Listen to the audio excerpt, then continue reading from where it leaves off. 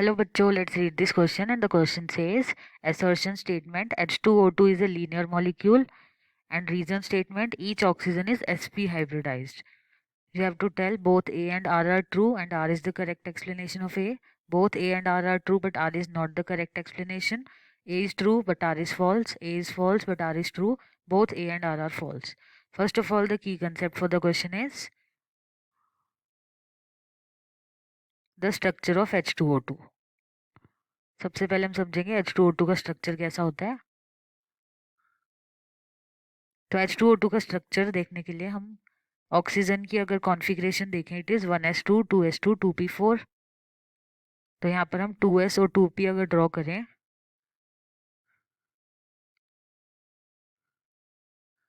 2s and 2p, तो हम यहाँ से देख सकते हैं कि एक अगर ऑक्सीजन एटम है तो वहाँ पर दो कोवेलेंट बॉन्ड्स फॉर्म करेगा.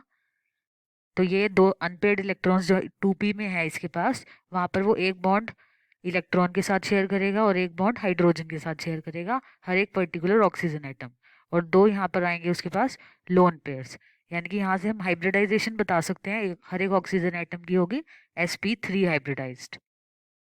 ऑक्सीजन एटम यहाँ पर sp3 हाइब्रिडाइज्ड होंगे. तो जिससे हम स्ट्रक्चर ड्रॉ कर सकते हैं H2O2 का, जहाँ पर ऑक्सीजन दोनों एक प्लेन में होंगे एंड दोनों हाइड्रोजन आउट ऑफ प्लेन होंगे, जिसकी वजह से ये एक नॉन प्लेनर स्ट्रक्चर फॉर्म करेगा.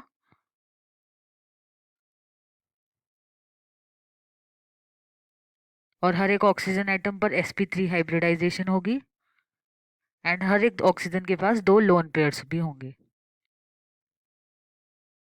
इन लोन पेयर्स की वजह से ये जो हाइड्रोजन्स होते हैं ये आउट ऑफ प्लेन चले जाते हैं दोनों, जिसकी वजह से ये एक ओपन बुक स्ट्रक्चर भी फॉर्म करता है.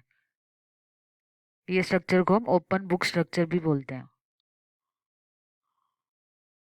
तो ये हमारा स्ट्रक्चर होता है H2O2 का, जिसमें हम बॉन्ड लेंथ लिख सकते हैं यहाँ पर O और ऑक्सीजन के बीच में दोनों 147.5 पिकोमीटर एंड OH वाली होगी हमारी 95 पिकोमीटर. और जो यहाँ पर डाईहाइड्रल एंगल्स फॉर्म हो रहे हैं, यहाँ पर नीचे वाला एंगल हमारा होगा 94.8 डिग्री एंड ऊपर वाला जो होगा ऊपर वाले ऑक्सीजन और हाइड्रोजन के बीच में इट विल बी 111.5 डिग्री. तो ऐसा हमारा होता है. ये जो वैल्यूज है हमारी ये गैस फेज में जब H2O2 होता है तब की हैं. And in solid phase also हमारे पास स्ट्रक्चर सेम रहेगा and there will be a change in bond angle या बॉन्ड लेंथ की वैल्यूज. तो हमारा स्ट्रक्चर यही रहता है, नॉन प्लेनर स्ट्रक्चर या ओपन बुक स्ट्रक्चर.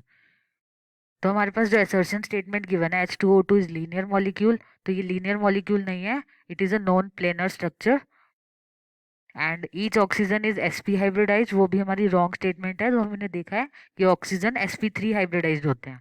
तो यहाँ पर असर्शन और रीजन दोनों स्टेटमेंट्स रॉन्ग है. तो आंसर होगा हमारा answer option number E, both A and R are false. I hope आप सबको समझ आया होगा. All the best.